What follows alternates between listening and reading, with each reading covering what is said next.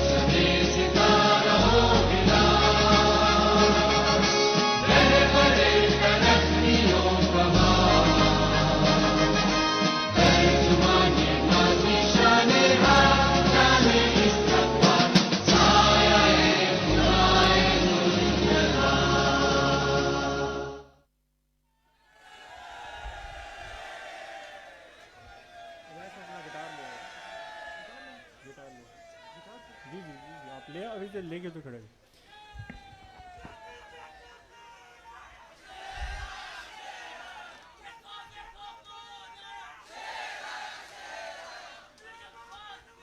Thank you very much. हम बाद में मिल के नारे लगाएंगे। हम इस प्रोग्राम का बाकायदा आगाज़ करते हैं। मैं मोहतरमा मरियम नवाज शरीफ साहिबा और राना सनाउल्लाह साहब की इजाज़त से प्रोग्राम का मैं आगाज़ करना चाहता हूँ। हम आज पाकिस्तान में एक नई तारीख का जो है बाब खोल रहे हैं स्टूडेंट्स के हवाले से। स्टूडेंट्स की तारीख बहुत लंबी है। 1936 में मुस्लिम स्टूडेंट फेडरेशन बनी, फिर पाकिस्तान बनने के बाद एनएसएफ बनी, यहाँ पे नेशनल डेमोक्रेटिक फेडरेशन बनी, फिर एनएसएफ बनी। उसके बाद 86 तक यहाँ पर स्टूडेंट फेडरेशंस रहीं। 86 से लेके अब तक जो है वो स्टूडेंट्स फेडरेशन बैन है। लेकिन पाकिस्तान मुस्लिम लीग नून में यंगस्टर्स और स्टूडेंट्स ने हमेशा हर इलेक्शंस में, हर रैली में, हर जलसे में अपना भरपूर किरदार अदा किया है। और ये इसके लिए खराज तहसीन भी पेश मैं उन सबको करना चाहता हूँ, इन सब स्टूडेंट्स के हवाले से, कि माशाल्लाह आप लोगों ने हमेशा हमारी पार्टी का जिस तरह साथ दिया है। लेकिन स्टूडेंट फेडरेशंस को शुरू करने के लिए या उनको चलाने के लिए एक डायनामिक, एक यंग लीडर, एक यंग सोच की ज़रूरत होती है। और हम लकी हैं अब कि हमें मरियम नवाज शरीफ साहिबा की सूरत में एक यंग, एक विजनरी लीडर मिल गया है जो हम सब लोगों को, और मरियम बीबी का आइडिया था कि हम सब लोगों को एक मुस्लिम लीग नून के अंदर एक प्लेटफॉर्म देना चाहिए जहाँ पे हम स्टूडेंट्स के साथ मिलकर कुछ काम कर सकें फॉर डेमोक्रेसी, फॉर वोट को इज़्ज़त दो, फॉर जमहूरियत।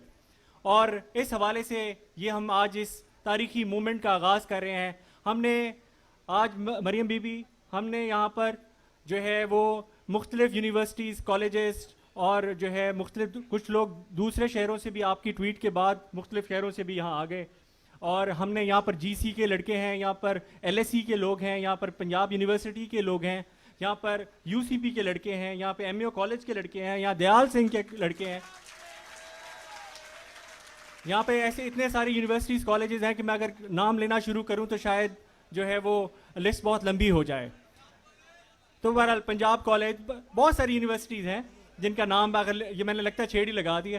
खैर एनीवे, तो हम जो है इंशाल्लाह ये हम इसका आगाज़ कर रहे हैं और हम इस प्लेटफॉर्म पर मुख्तलिफ यूनिवर्सिटीज़, कॉलेजेस के एम्बेसडर्स को अपने मुस्लिम लीग नून का प्लेटफॉर्म देंगे जो इस वोट को इज़्ज़त दो, जो मरियम बीबी, बड़े मियाँ साहब, मियाँ नवाज शरीफ साहब हमारे कायद जो इस मूवमेंट को चला रहे हैं, हम इनके साथ मिलकर ये मूवमेंट इंशाल्लाह चलाएंगे। हम अपना इनका मैसेज लेके, इनका नज़रिया है, जो इनका बयानिया है, पहले ख़ुद भी समझेंगे और फिर उसके बाद इंशाल्लाह अपने अपने जो कॉलेज, अपनी यूनिवर्सिटीज़, अपने जहाँ स्टूडेंट प्लेसेस हैं, हमारे फ्रेंड सर्कल्स हैं, हम वहाँ लेके जाएंगे ताकि हम एक पाकिस्तान की एक तारीखी जो है वो एक स्टूडेंट मूवमेंट खड़ी कर सकें।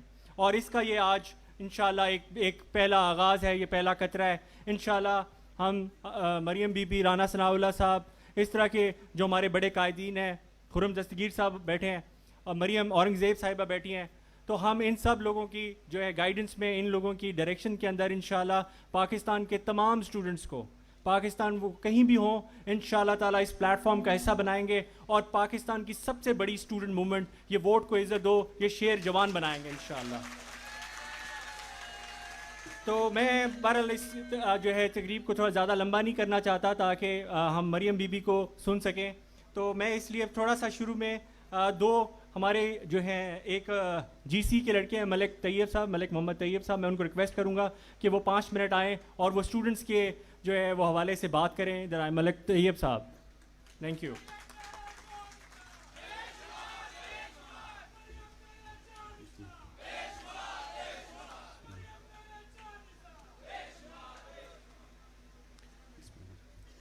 गो अपने दोस्तों के बराबर नहीं हूँ मैं, लेकिन किसी खरीफ से कमतर नहीं हूँ मैं। लर्जा है मेरे नाम की हाबत से क्या सलैस, अरबाब इक्तदार का नौकर नहीं हूँ मैं, अरबाब इक्तदार का नौकर नहीं हूँ मैं।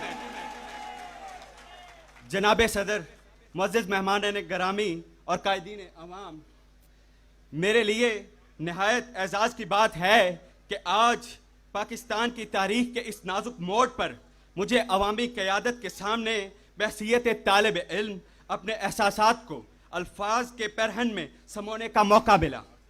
जनाबे वाला, तारीख, आइन और सियासियात के तालिब इल्म की हैसियत से मेरे तासरात ये हैं कि आज वतन अजीज़ को सबसे ज़्यादा ज़रूरत अगर किसी बात की है तो वो है सियासी इस्तेहकाम।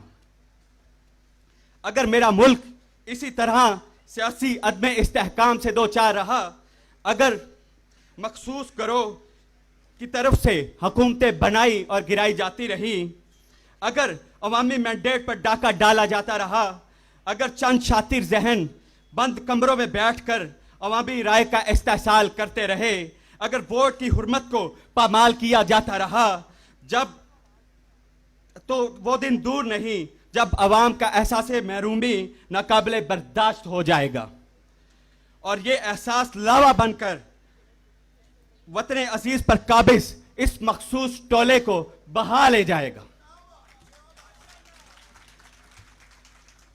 हम एक आजाद मुल्क में पैदा हुए हैं, हमारी माओ ने हमें आजाद जना है। कायदे आजम मोहम्मद अली जना ने हमें एक आजाद खिता जमीन दिया, लेकिन इस पर एक मखसूस तबका गुज़श्ता 70 सालों से काबिज है और हमारी आज़ादी सलब करने के लिए हर किस्म के हथकंडे आजमाता चला जा रहा है। कभी मीडिया पर पाबंदी लगाई जाती है, तो कभी अवामी इज्तिमात पर कदगन लगाई जाती है, कभी सोच पर पहरे बिठाए जाते हैं, तो कभी अफकार पर बंदिश लगाई जाती है। लेकिन हम नौजवान, हम तुलबा जो पाकिस्तान का 60% हैं, इस गुलामी को नहीं मानते, इस गुलामी को नहीं मानते। हम गुलामी की जंजीरों को तोड़ेंगे, हम इस गुलामी से निजात हासिल करेंगे। साहिर लुधियानवी ने क्या खूब कहा है, हम अमन चाहते हैं मगर जुल्म के खिलाफ, हम अमन चाहते हैं मगर जुल्म के खिलाफ। अगर जंग लाजिम है तो फिर जंग ही सही, अगर जंग लाजिम है तो फिर जंग ही सही। हम तो इंसान हैं, हम तो अशरफल मखलूकात हैं, हम तो मकसदे तख्लीक कायनात हैं। हम इस गुलामी और घुटन से निजात हासिल करके रहेंगे, मर जाएंगे लेकिन जालिम की हिमायत न करेंगे, एहरार कभी तर्क रिवायत न करेंगे। शब बीत गई है तो गुजर जाएगा दिन भी, हर लहजा जो गुजरी वो हिकायत न करेंगे। हम शेख न लीडर न मसाइब न सहाफी, जो खुद नहीं करते वो हिदायत न करेंगे, जो खुद नहीं करते वो हिदायत न करेंगे। जनाबे वाला, मुझे वक्त की तंगदामनी का खूब ख्याल है। मैं अपने कायदीन का भरपूर शुक्रिया अदा करता हूं जो अपनी बेपनाह मसरूफियात से वक्त निकाल कर यहां तशरीफ लाए और हमें एक ऐसा प्लेटफॉर्म मुहैया किया जो 70 की दहाई में एक डिक्टेटर के आमराना हथकंडों की नजर हुआ गया। तुलबा सियासत का ये प्लेटफॉर्म मल्की सियासत के लिए निहायत कलीदी हैसियत का हामिल है। ये वो नर्सरी है जहां से कदावर सियासतदान पैदा होते हैं और वो कौमी और बैन अल-अक़वामी सतह पर अवाम की नुमाइंदगी का हक अदा करते हैं। मैं इस नर्सरी की आबियारी पर अपनी क़यादत का भरपूर शुक्रिया अदा करता हूँ और मैं उम्मीद करता हूँ कि इंशाअल्लाह इस गुलशन की खुशबू से सारा चमन महक उठेगा। आखिर में मैं अपने कायद मियाँ मोहम्मद नवाज शरीफ को ये पैगाम देना चाहता हूँ कि कायद तेरा काफिला झुका नहीं, बिका नहीं, रुका नहीं। बहुत शुक्रिया।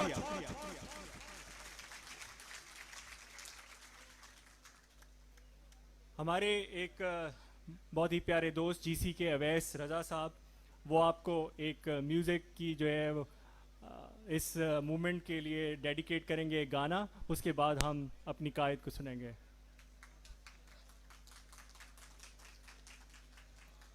Hello hello.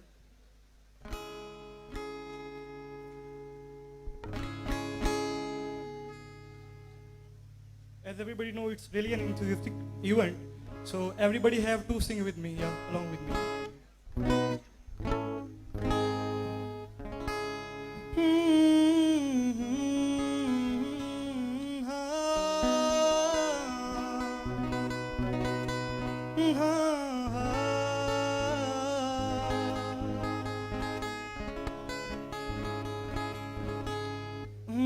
ऐसी ज़मीन और आसमां, इनके सिवा जाना कहाँ, बढ़ती रहे ये रोशनी, बढ़ता रहे ये कारवां।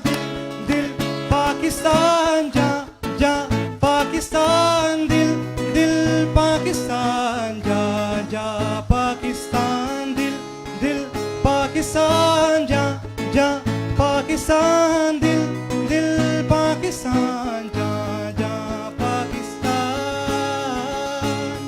हो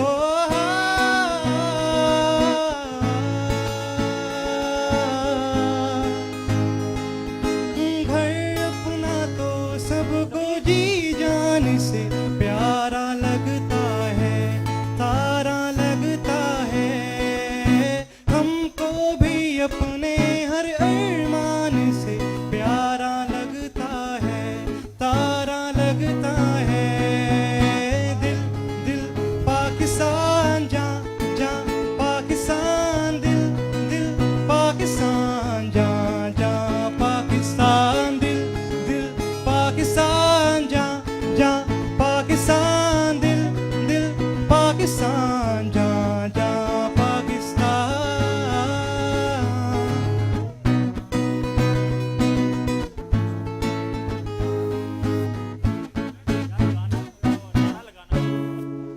Guys, you all would have to sing along with me.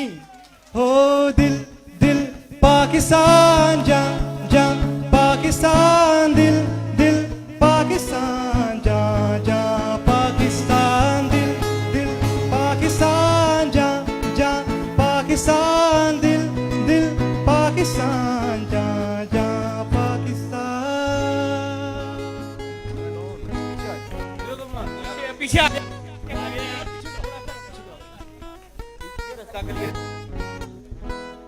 I'm going to sing a kalam by Dr. Iqbal. Laho bhi tu, kalam bhi tu.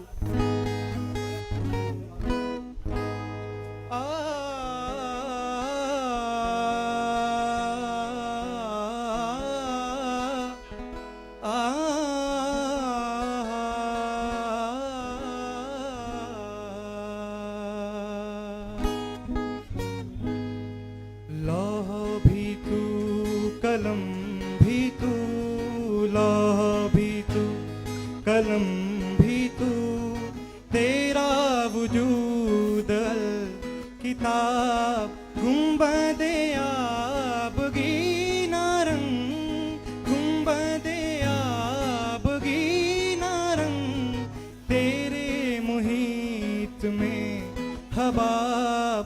लौह भी तू, कलम भी तू, लौह भी तू, कलम भी तू, तेरा वजूद अल किताब।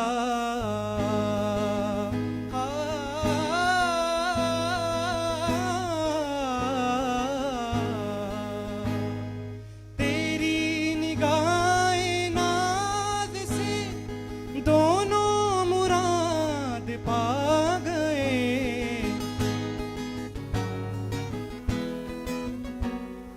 तेरी निगाहे नाज़ से दोनों मुराद पा गए। शर्म हया वो जुस्तजू इश्क हुजूर इस तरह गुंबदे आबगीना रंग, गुंबदे आबगीना रंग तेरे मुहीत में हवा।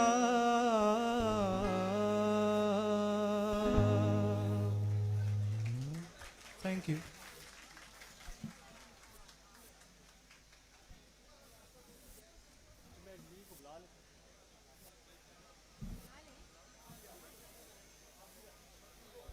आप लोग प्लीज थोड़े सेटल डाउन हो जाए। मैं इस तकरीब की रूह रवां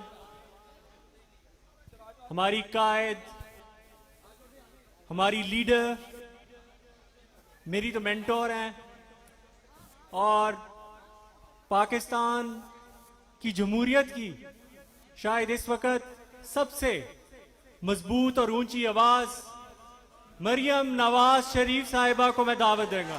थैंक यू। जिंदा है तलबा, जिंदा है तलबा, जिंदा है तलबा। मेरे मुल्क के साथी, मेरे मुल्क के साथी, जिंदा है तलबा। तुम कुछ भी कर लो, तुम कुछ भी कर लो, गोली चलवा लो, गुंडों को बुला लो, जिंदा है तलबा, जिंदा है तलबा, जिंदा है तलबा। बिस्मिल्लाहिर्रहमानिर्रहीम। मेरे प्यारे नौजवानों, मेरे बच्चों, मेरे बेटों बेटियों, पाकिस्तान के नौजवानों, अस्सलाम वालेकुम।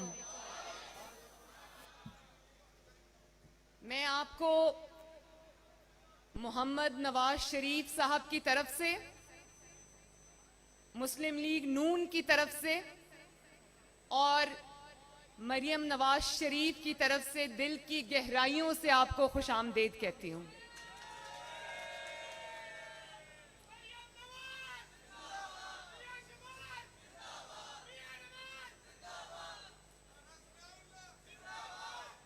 राना सनाउल्लाह तो वाकई जिंदाबाद, क्योंकि राना सनाउल्लाह को देख के हम बहादुरी देखते हैं।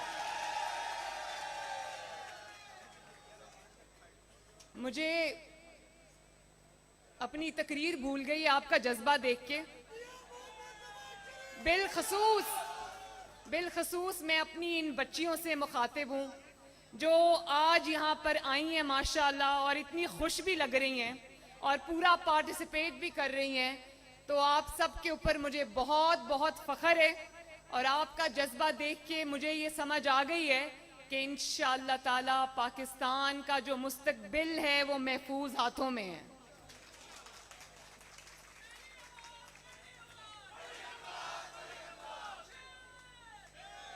मेरे बच्चों, जो हमने लॉन्च किया मुस्लिम लीग नून का शेर जवान, मुझे ये बताने में बेहद खुशी महसूस हो रही है कि शेर जवान अभी हमने लॉन्च नहीं किया ऑफिशियली, आज लॉन्च हो रहा है, लेकिन शेर जवान का जो मुझे फीडबैक और जो रिस्पांस पूरे पाकिस्तान से आ रहा है वो ओवरवेलमिंग है बच्चों। माशाल्लाह, वेरी वेल डन। और आज मैं इन बच्चों से तो मुखातिब हूं जो यहां बैठे हुए हैं। मैं ये भी बता दूं कि मुझे हजारों तलबा इसमें शरीक होना चाहते थे, लेकिन मेरे पास बड़ी मजबूरी थी, मेरे पास जगह नहीं थी। मेरे पास ये मॉडल टाउन हेडक्वार्टर्स का PMLN का सिर्फ ये लॉन था, और क्योंकि हमारे पे तो हमारी अपनी ज़मीन के दरवाजे इन्होंने बंद कर दिए हैं, तो जहां हम जाना चाहते हैं वो ग्राउंड के दरवाजे भी बंद हो जाते हैं, उनकी इजाज़त भी हमें नहीं मिलती, तो हमें इसी ग्राउंड में ये करना पड़ा। लेकिन ये कोई पहला लॉन्च नहीं है। इंशाअल्लाह मेरी पूरी कोशिश होगी कि मैं सब सूबों के अंदर जाके इस तहरीक को लॉन्च करूं। कल मुझे केपीके के स्टूडेंट्स का मुझे मैसेज आया, उन्होंने कहा कि आपने हमें नहीं बुलाया, उन्होंने शिकवा किया। तो मैंने उनसे ये वादा किया कि इंशाअल्लाह ताला मैं केपीके आके खुद इस मूवमेंट को लॉन्च करूंगी।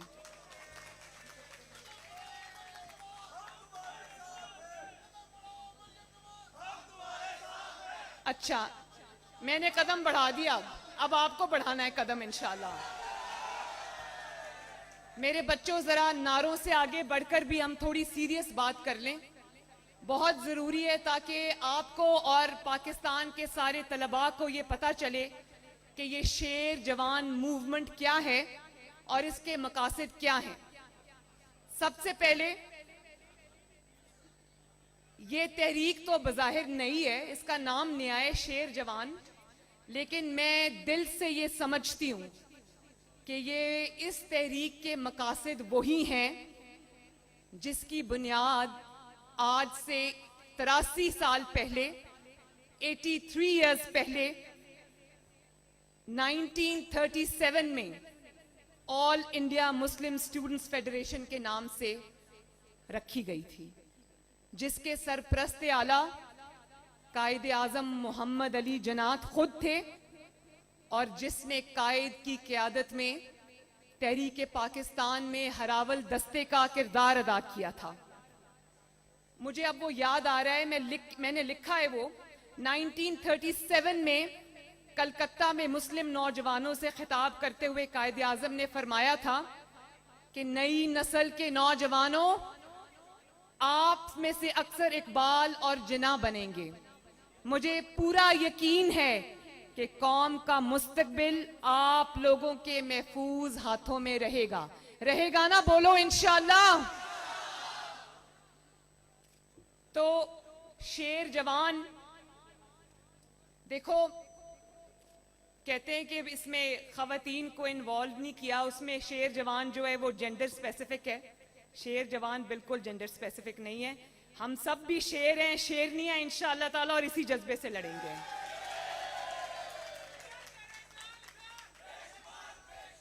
चलो नारे ठहर के लगाएंगे, पहले बात करेंगे ताकि आपको पता चले कि ये कितनी सीरियस जिम्मेदारी है आपके ऊपर, इस मुल्क की और इस कौम की। तो मैं ये समझती हूं कि 72 इयर्स पहले पाकिस्तान जब बना था, उसके जो अगराज और मकासद थे, जिस लिए पाकिस्तान बना था, हमें आज भी सही मायनों में उसकी इम्प्लीमेंटेशन नजर नहीं आई।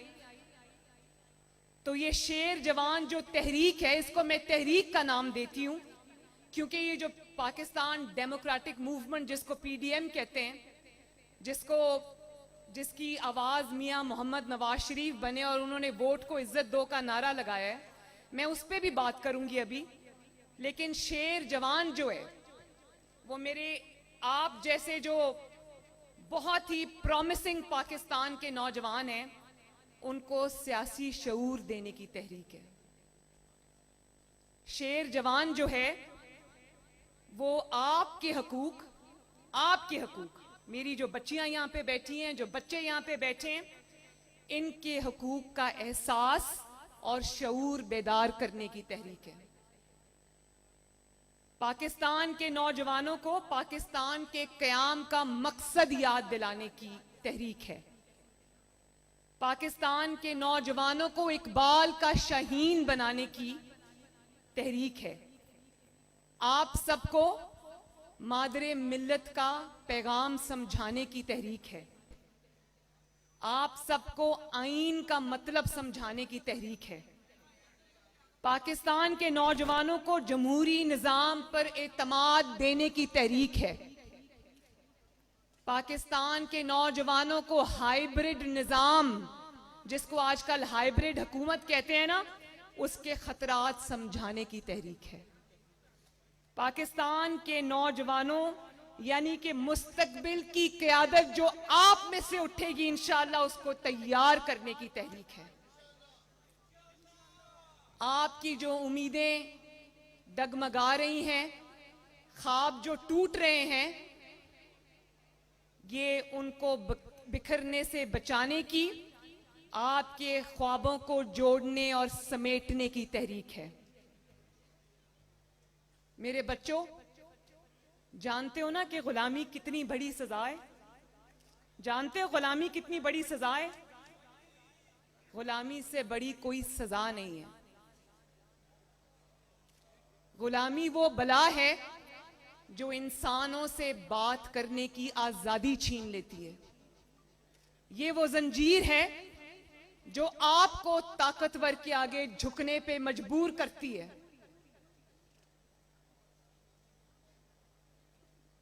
गुलामी वो बला है जो आपको सर फेंक कर, आपको खौफ के अंदर मुब्तला करके भेड़ बकरियों की तरह हांके जाने पर मजबूर करती है।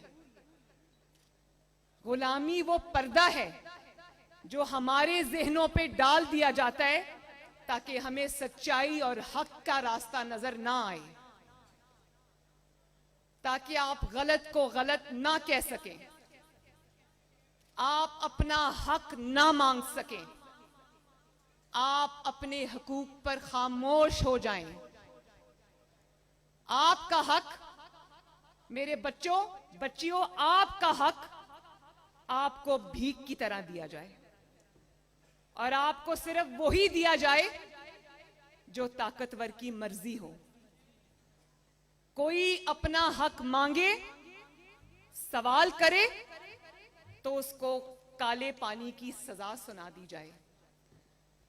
अभी मुझे याद है कि कुछ दिन पहले मैंने सोशल मीडिया पे देखा कि वो वाला सूबा बलोचिस्तान, पाकिस्तान का काबिले फख्र सूबा, जिसमें सुई के मकाम से अरबों रुपए की गैस पूरे पाकिस्तान को सप्लाई होती है, और उसी बलोचिस्तान में जहां पंजाब के अंदर उनको पीएमएलएन की हुकूमत ने स्कॉलरशिप्स दिए थे, सिर्फ 600 स्कॉलरशिप्स मेरे बच्चों, 600 स्कॉलरशिप्स भी उनसे छीन लिए गए।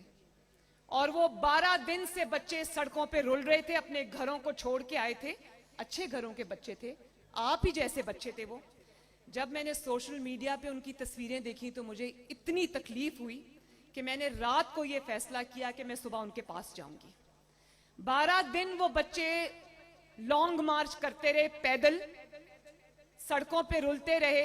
इस हुकूमत में से किसी को इतनी तौफीक नहीं हुई कि उन बच्चों को जाके पूछे और कहें कि आपका क्या मसला है।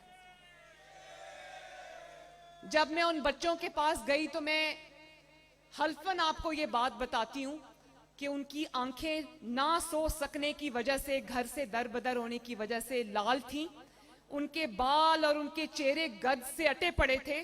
अपने घरों से माओं के बच्चे 12-12, 14-14 दिन से निकले हुए थे, लेकिन उनकी आवाज कोई सुनने नहीं आया। तो मैं ये, अगर आपका हक भी आपको भीख की तरह दिया जाएगा और आपके साथ ये सलूक होगा, तो ये चीज ना नवाज शरीफ को मंजूर है, ना मरियम नवाज को मंजूर है। और मेरे बच्चों, हम गुलामी की बात कर रहे थे ना। गुलामी वो होती है जब कराची में सिंध के आईजी को अगवा कर लिया जाता है और उसको घंटों हब्से बेजा में रखा जाता है, उसके फोन उससे ले लिए जाते हैं और उसको कहा जाता है कि कैप्टन सफदर को गिरफ्तार करो। वो कहता है मैं नहीं कर सकता, मुझे इजाजत नहीं है। तो उसको कहा जाता है कि तुम यहां से नहीं जा सकते जब तक तुम गिरफ्तारी के ऑर्डर्स पे दस्तखत ना करो। और गुलामी ये होती है, ये मेरी जो बच्चियां यहां बैठी हैं ये समझेंगी इस बात को, कि मैं सुबह 6:30 बजे 6 बजे अपने कमरे में सोई हूं और मेरा दरवाजा तोड़ के ये कमरे के अंदर आ गए। क्या रियासत अपनी बेटियों बहनों के साथ ये सलूक करती है? और अगर हमने इस पे आवाज ना उठाई मेरे बच्चों, मेरी बच्चियों, तो ये पाकिस्तान के हर घर में यही चीज पहुंचेगी, फिर आपको बचाने वाला कोई नहीं होगा। इसलिए हमें इस पे के खिलाफ आवाज उठानी है। मुझे बताओ कि पुलिस क्या कोई कमतर मखलूक है? आपकी वो दिन रात खिदमत करते हैं, क्या पुलिस वाले इंसान नहीं होते? क्या काली वर्दी जो सिंध की पुलिस की है, क्या वो कमतर वर्दी है? मुझे बताओ, हाथ उठा के मुझे बताओ, क्या पुलिस की वर्दी कमतर वर्दी है? क्या पाकिस्तान हमने इसलिए हासिल किया था पाकिस्तान बनाने वाले हमारे बुजुर्गों की सोच, माल और जान, इज्जत व आबरू की कुर्बानियां देने वाले हमारे बुजुर्ग, उनको जिस कुर्बानियों की शक्ल दी गई मेरे बच्चों, उसको आईने पाकिस्तान कहते हैं। मुझे ये बहुत लोग ये कहते हैं कि आप जब आइन की बात करती हैं आवाम से तो उनको समझ नहीं आती। मुझे बताओ मेरे बच्चों, आपको आइन की बात समझ आती है या नहीं आती? आइन जो है वो आपके हकूक की किताब है, कोई ऐसी चीज नहीं है जिसकी हमें समझ नहीं आती। वो आपके हकूक की किताब है। उस किताब में लिखा है कि पाकिस्तान में क्या होगा। उस किताब में लिखा है कि पाकिस्तान में क्या नहीं होगा। उस किताब में लिखा है कि किसका क्या हक है। उस किताब में लिखा है किसका हक क्या नहीं है। आइन की किताब में लिखा है कि किसने क्या काम करना है, और आइन ही की किताब में लिखा है कि किसका क्या काम नहीं है। देख लो, गौर से देखो मेरे बच्चों, मेरे नौजवानों, मेरे बेटों, मेरे बेटियों, पाकिस्तान के मेहमानों, गौर से देखो और फिर बताओ। आइन की किताब पढ़ो और फिर देखो कि नवाज शरीफ के मुतालबात क्या हैं। अगर आप लोग पढ़े लिखे हो, उर्दू भी पढ़ते हो, समझते हो, इंग्लिश भी पढ़ते हो, समझते हो, अगर मेरे बच्चों नवाज शरीफ का एक भी मुतालबा आइन से मुतसादिम है तो ना नवाज शरीफ का साथ देना, ना मरियम नवाज का साथ देना। आप सबने मुताला पाकिस्तान पढ़ा होगा ना, पढ़ा है ना बचपन से, जिसको पाकिस्तान स्टडीज भी कहते हैं, पढ़ा है ना। उसकी रोशनी में देखो, जो भी पढ़ा है उसी की रोशनी में देखो और फिर बताओ कि नवाज शरीफ क्या कह रहा है। नवाज शरीफ आइन की पासदारी की बात कर रहा है। नवाज शरीफ हल्फ की पासदारी की बात कर रहा है। नवाज शरीफ अदलिया की आजादी की बात कर रहा है। और आज मैं अभी सुन रही थी कि मुझे किसी ने एक मैसेज फॉरवर्ड किया कि ये जो सिलेक्टेड हुक्मरान है इमरान खान, वो कहते हैं कि एक जज को ऑपोजिशन बड़ा चढ़ा रही है। किस जज की बात कर रहे हैं जानते हो ना? और ये भी जानते हो ना कि काजी फाइज ईसा को किसने निकालने की साजिश की थी और क्यों की थी? कौन बताएगा मुझे कि क्यों की थी काजी फाइज ईसा को निकालने की साजिश? कौन बताएगा? इधर आओ बेटा, इधर आओ मेरे बच्चे, इधर आओ।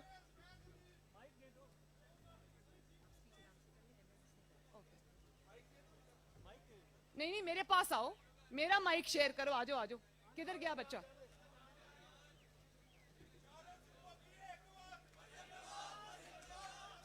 हम सब चारों सूबों की आवाज है। इधर आओ बेटा। अब मुझे बताओ, इसमें आपका रिप्रेजेंटेटिव यहाँ खड़ा है, मैं उससे पूछना चाहती हूँ कि क्या आप सब लोग ये जानते हो कि काजी फाइज ईसा को किसने निकालने की साजिश की और क्यों की? करो बेटा बात करो। जी मैम, जैसा कि आप बता रही थी कि काजी फाइज ईसा को किसने निकाला और किस वजह से निकाला, ये हमें बिल्कुल बाखूबी पता है। उसकी वजह ये है कि फैजाबाद जो धरना हुआ था हुकूमत गिराने का, उसके ऊपर जो सदारती रेफरेंस बनाया था इन्होंने, उसके ऊपर उनका जो फैसला था हक की और सच की बुनियाद पर, तो उस वजह से इनको निकाला गया था। शाबाश, थैंक यू, मुझे खुशी है।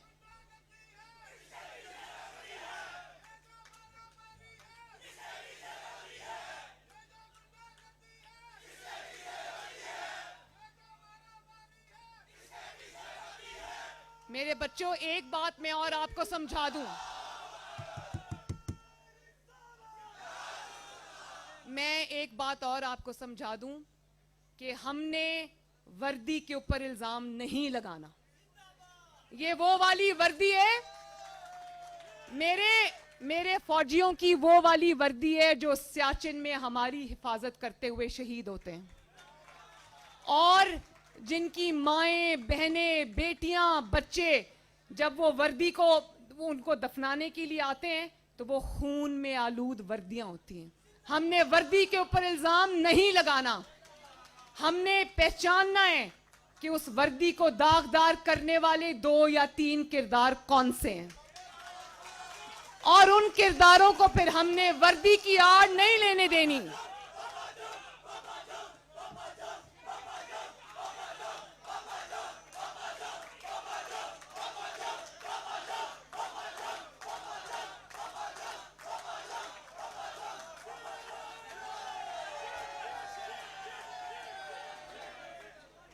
आज ये जो आप आवाज उठा रहे हो ना पापा जॉन्स के खिलाफ और पिज्जा वालों के खिलाफ, वो इसलिए है नवाज शरीफ को समझ आ रही है कि मेरी आवाम को सब समझ आ रही है। और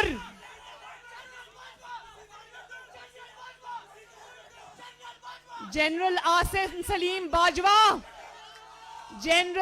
सलीम बाजवा कौम के नौजवान आपसे ये सवाल कर रहे हैं कि आपके पास खरबों की जायदादें कहां से आईं?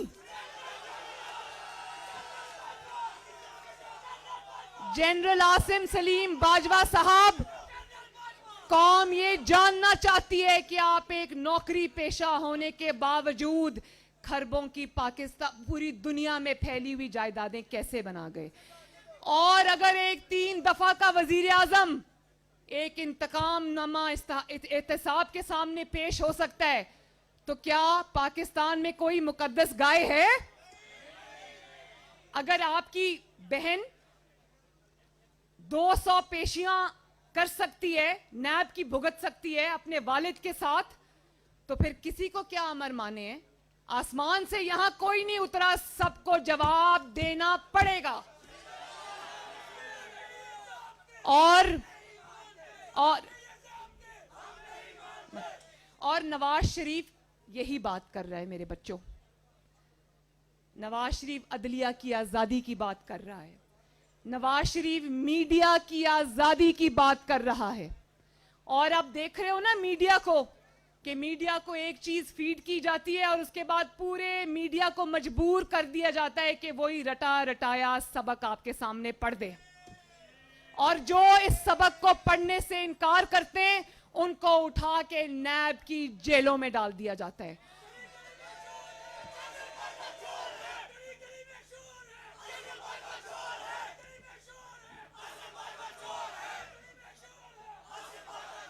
और नवाज शरीफ और क्या बात कर रहा है? नवाज शरीफ कहता है कि पाकिस्तान की जो सबज किताब है आइन की, इसको जूतों के नीचे रोंदने वालों को सजा दो, उनको निशाने इबरत बनाओ, ताकि मुल्क के अंदर मुशर्रफ जैसे दोबारा पैदा ना हो सके। नवाज शरीफ कहते हैं कि अवाम का मैंडेट चोरी करने वालों को कटहरे में खड़ा करो, आपके कटहरे में खड़ा करो, ताकि आप उससे सवाल पूछें कि हमारा वोट चोरी करने की जुर्रत किसको हुई। पूछोगे ये सवाल, या आपको मंजूर है कि आप वोट किसी और को दो, निकले किसी और के सामने?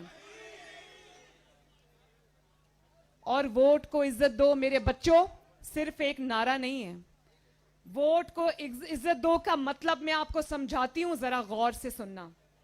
जब वोट को इज्जत मिलती है मेरे नौजवानों, तो आपको लैपटॉप्स मिलते हैं, आपको स्कॉलरशिप्स मिलते हैं, आपको वज़ाइफ मिलते हैं, आपको आपके जो गरीब तलबा हैं आप में से उनकी फीस की अदायगी हुकूमत अपने जिम्मा लेती है।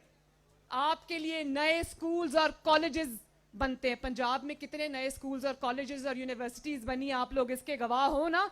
शहबाज शरीफ के दौर में गवाह हो ना। इंटर्नशिप्स मिलती हैं, पेड इंटर्नशिप्स मिलती हैं, यूथ लोन्स मिलते हैं ताकि आपको दर बदर के धक्के ना खाने पड़े और नौकरियों के लिए अपना पूरा जिंदगी खराब ना करनी पड़े। जब वोट को इज्जत मिलती है मेरे बच्चों, तो 22-22 घंटे की लोड शेडिंग 0 पे आ जाती है। जब वोट को इज्जत मिलती है तो जगह जगह, गली गली, मोहल्ले मोहल्ले, शहर में होने वाले बम धमाके खत्म हो जाते हैं। जब वोट को इज्जत मिलती है तो हर रोज आपकी खुद मुख्तारी पर होने वाले ड्रोन अटैक्स खत्म हो जाते हैं।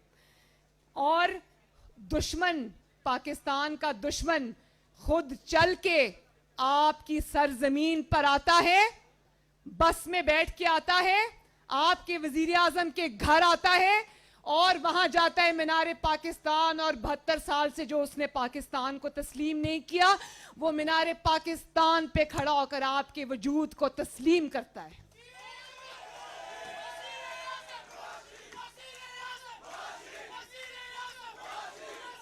और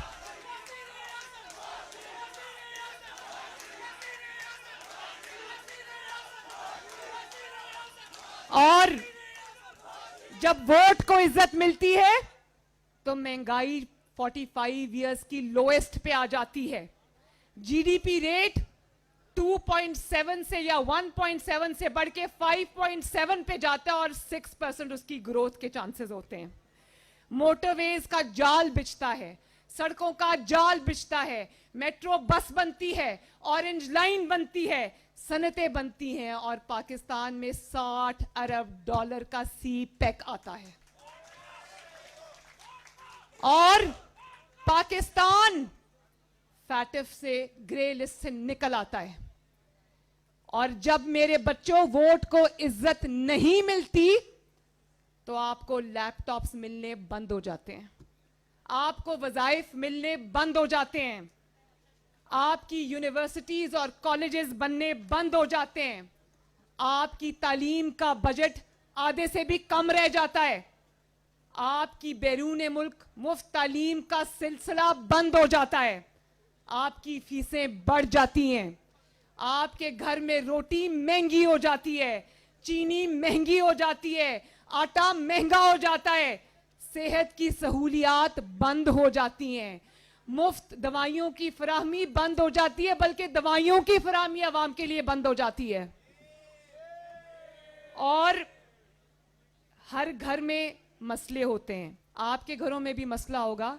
मैं अच्छे से जानती हूं, आपके वालिदैन भी बैठ के सोचते होंगे बिजली के बिल दें, गैस के बिल दें, आपकी फीसें भरे या घर का खर्चा चलाएं। ये मसले हैं ना, आजकल हर घर में है ये मसले। और जब आपके वोट को इज्जत नहीं मिलती तो दहशतगर्दी फिर से सर उठा लेती है। अभी देखा ना पेशावर में मदरसे के मासूम बच्चों के साथ क्या हुआ, और नालायकी पाकिस्तान को घेर लेती है। कारोबार बंद, रोजगार बंद, अवाम का कोई पुरसाने हाल नहीं, कोई पूछने वाला नहीं, दोस्त मुल्क सब पीछे हट जाते हैं और कश्मीर भी हाथ से चला जाता है। कश्मीरियों का मुकदमा हम हार बैठते हैं, डॉलर बेलगाम हो जाता है और ग्रोथ रेट जमीन के नीचे चला जाता है। और 17,000 अरब का तारीखी कर्जा लिया इस नालायक हुकूमत ने, और उस कर्जे में आपका मुस्तकबिल गिरवी रख दिया।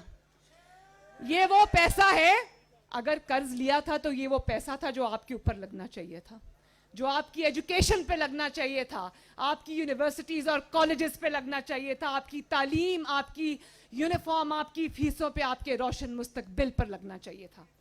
उससे गरीब का इलाज होना था, गरीब को रोटी मिलनी थी, बुजुर्ग और पेंशनर्स के घर का चूल्हा जलना था, बेवाओं यतीमों की कफालत होनी थी, नौकरियों का बंदोबस्त होना था। लेकिन ये 17,000 अरब का जो नया कर्जा है, ये आपकी बजाय आटा चीनी चोरों की जेबों में चला गया। ये कर्जा माफियाज की जेबों में चला गया, बिजली चोर माफिया की जेबों में चला गया, गैस चोर माफियाज की जेबों में चला गया। और क्या इस बात की गवाही देते हो कि 17,000 अरब कर्जे के बावजूद एक ईंट नहीं लगी पूरे पाकिस्तान में? मानते हो ना? मुल्क फिर भी कंगाल, और महंगाई ने घर उजाड़ दिए। ये होता है जब आपका वोट चोरी होता है, और जब एक अकल, तजर्बा और सलाहियत से आरी शख्स को उठाकर वजीर आजम की कुर्सी पे हमारे सरों पे मुसल्लत कर दिया जाता है।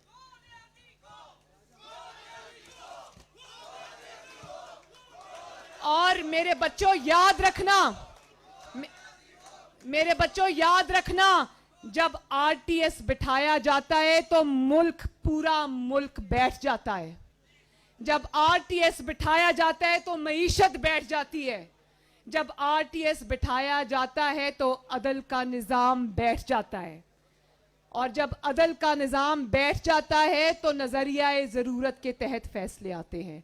तब अरशद मलिक जैसे जजेस को इस्तेमाल किया जाता है और काजी फाइज ईसा और जस्टिस शौकत अजीज जैसे इम्पेकेबल इंटेग्रिटी के हामिल जजेस की किरदार कुशी की जाती है।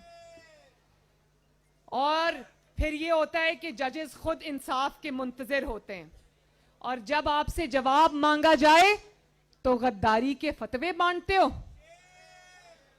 मेरे बच्चों, अगर उर्दू लुगत में, उर्दू डिक्शनरी में आईन की पासदारी करने वालों को, आईन का सबक देने वालों को, आईन का सबक पढ़ने वालों को, आईन का सबक मानने वालों को गद्दार कहा जाता है, तो फिर यहां पर 22 करोड़ गद्दार हैं।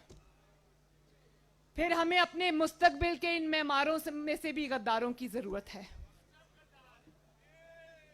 और अगर गद्दारी के इल्काबात के पीछे की कहानी जानना चाहते हो तो मैं सिर्फ आपको एक मिसाल देती हूं। एक मिसाल, अभी 2-3 दिन पहले आपने सुना ना कि अयाज सादिक साहब ने फ्लोर ऑफ द हाउस पे एक बयान दिया कि सिलेक्टेड हुकूमत की अभिनंदन को छोड़ते हुए टांगे कांप रही थी।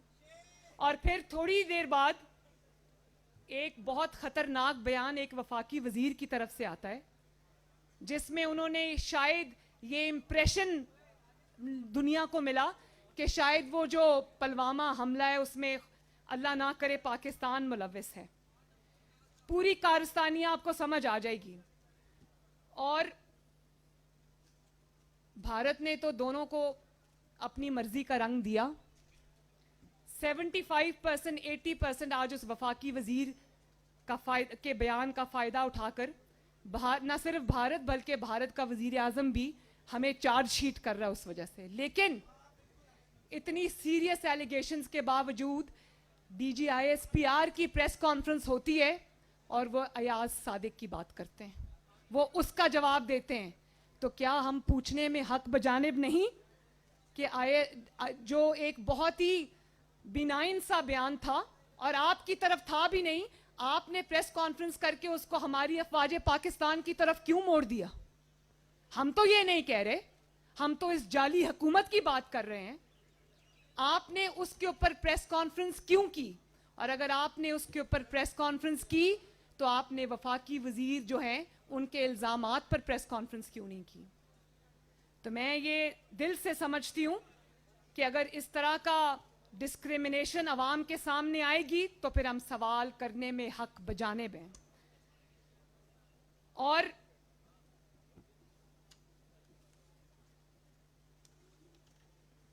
मैं ये दिल से समझती हूं कि जो DGISPR हैं वो एक प्रोफेशनल सोल्जर हैं, हमारे इदारे के स्पोक्स पर्सन हैं, उनको बहुत एहतियात से काम लेना चाहिए।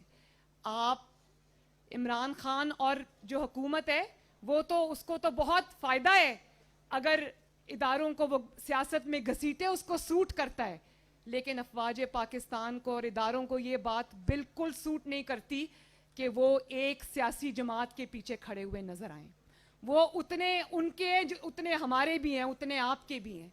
तो ये डिस्क्रिमिनेशन नहीं होनी चाहिए, ये गलत बात है, ये गलत रवायत है और इससे अवाम और इदारों के दरमियान खलीज बढ़ती है और फिर लोग कहने पे मजबूर हो जाते हैं कि जो इल्ज़ामात आप पर लगाए जा रहे हैं वो सच हैं। इससे दूरी इख्तियार करनी चाहिए, इसकी इस्लाह करनी चाहिए और इसके ऊपर जो है वो इसको दोबारा इस पॉलिसी पे नजरसानी करनी चाहिए। बाकी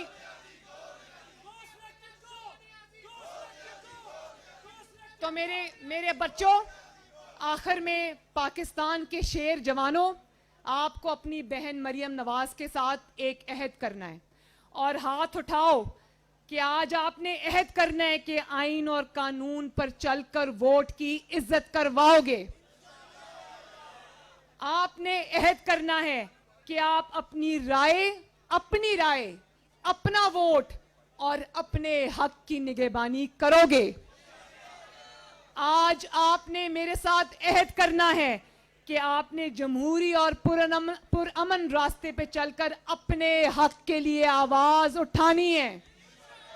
आपने अपने मुंतखब नुमाइंदों के लिए आवाज उठानी है और आप किसी को इजाजत नहीं दोगे कि जो लोग आपके वोट से आते हैं उनका इस्तेहसाल कोई और कर सके। आप ही उनके मालिक हो, आप ही उनके जवाबदेही कर सकते हो। आपके वोट से वो आएंगे, आपके वोट से वो जाएंगे। और आखिर में मेरे साथ ये वादा करो कि ऐसा मुल्क बनाओगे जो अपने फैसले खुद करेगा। इंशाअल्लाह बनाओगे ना। और जहां अल्लाह करे कि वो बहार उतरे मेरे नौजवानों, जिसे अंदेशाए ज़वाल ना हो। अल्लाह ताला आप सबका हामी और नासिर हो। शेर जवान जिंदाबाद, नवाज शरीफ जिंदाबाद, पाकिस्तान पाइंदाबाद। जीते रहो, सलामत रहो।